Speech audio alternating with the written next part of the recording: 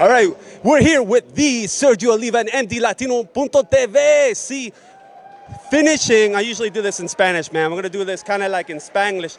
Finishing that great posing routine, incredible. This is the first time I've seen you since you winning the New York Pro Show. Congrats. Thanks, man. It still really hasn't sunk in yet. It's crazy. And those are some powerful words you shared with the audience. I only got a chance to listen to the tail end about the trolls and stuff like that and all the haters on social media. But now, I mean, in days past, there's different types of mediums that people try and get to you, play mental games. I think as you brought out on social media, it's a lot easier to attack people, but there's only a few people that walk the walk like you. Exactly, and it's tough because you do have to take it. No one's going to be doing this business and isn't going to be attacked by those people. So I felt like what's something that I wanted to hear that I could prepare myself for if and when I do make it. And I wish somebody would have told me that the better you do, the more problems come. Of course, man. You're king of New York now, so of course, get ready, brother. That's half the challenge. Exactly. Yeah. But yeah, like I was saying in my speech, is that one thing that the old guys had never had to deal with was social media. I mean, shit, they would do a show, and the results wouldn't even come out till months later on a magazine. A weird publication. Right, exactly. Yeah. So now someone will catch a picture of you catching your breath, relaxing, and then they will post it and they will attack you, and you have to stay strong and know that you're not doing this for their attention or their praise anyway. Anyone who's really there for you would have been at the show and not just commenting on your pictures anyway. Yeah, and that's half the deal. Now, Christian, this is an area where Christian's very familiar with on digital media, so I'm going to pass the microphone over to him. He's got a couple comments. I have just one question for you. Okay. You won the Nationals 2015.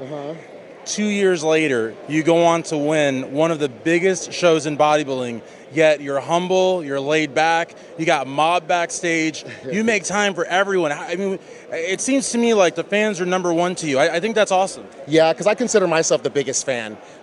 Me and Sean Ray like to argue about who's the biggest historian. I just tell him he's just been around longer. But I do, and I feel like I'm the biggest fan of the sport, and I have had those situations where I waited 2 hours in line to meet somebody at an expo, and then you get up there and they're just having a bad day, and I get it now as a competitor, but as a fan, they're not going to understand. So I try and remind myself all those times I had bad experiences, and I was quick to judge them. I was. And several times I've been proven wrong that they were really a great person. They just might have been having a bad day or a bad situation. So I try and remember that. But I feel like a big problem is a lot of the pros today, they weren't fans. I mean, I've been going to the Olympia since they were in Chicago. I mean, I didn't look like I was a bodybuilder, and I had no business being on a stage, but I still went to every single expo, every Arnold, every Olympia. I drove myself or flew myself out because that's what I lived for. And I waited in line for those guys to meet them, even just to even get up right up to the front of the line, and they take their lunch break, and they're going to be back 3 hours from now. And I waited there, and I feel like a lot of those pros today, the things that they complain about,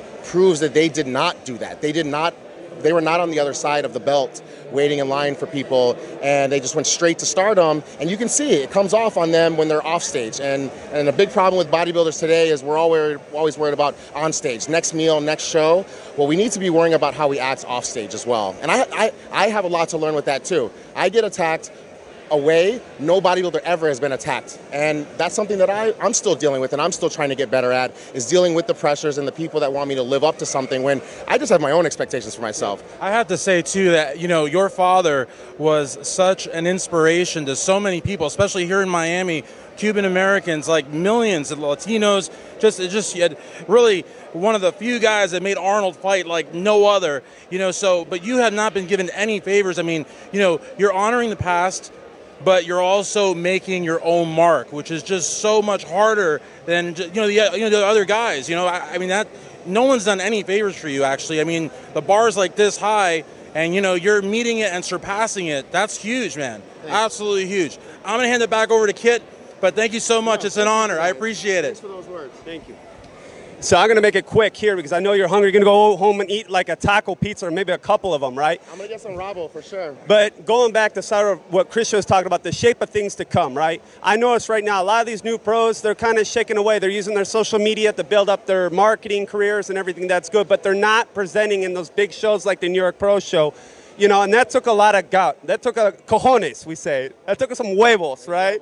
Yeah. So you really proved to your doubters, and I think this is going to inspire a lot of other professional bodybuilders. They're just getting their pro card to give it a shot, right?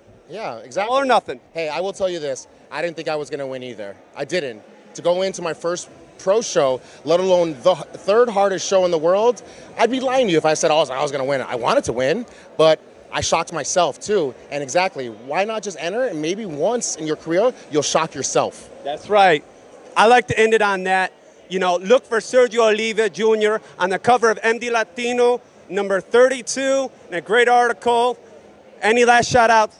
I want to thank Protan for getting me here. I want to thank Peter Potter. And of course, the only magazine that was caring about me before I won my pro card, before I won New York, and that's MD Latino.